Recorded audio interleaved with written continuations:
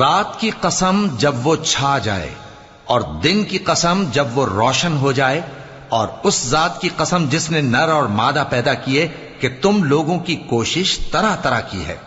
سو جس نے اللہ کے رستے میں مال دیا اور پرہیزگاری کی اور بہترین بات یعنی کلمہ توحید کو سچ جانا، تو اس کو ہم آسان طریقے کی توفیق دیں گے، اور جس نے بخل کیا اور بے پرواہ بنا رہا اور بہترین بات کو جھوٹ سمجھا، تو ہم اسے رفتہ رفتہ سختی میں پہنچا دیں گے، اور جب وہ دوزخ کے گڑھے میں گرے گا تو اس کا مال اس کے کچھ بھی کام نہ آئے گا۔ یقیناً راہ دکھا دینا ہمارا ذمہ ہے، اور بے شک آخرت اور دنیا ہماری ہی ملکیت ہیں۔ سو میں نے تم کو بھڑکتی آگ سے خبردار کر دیا ہے،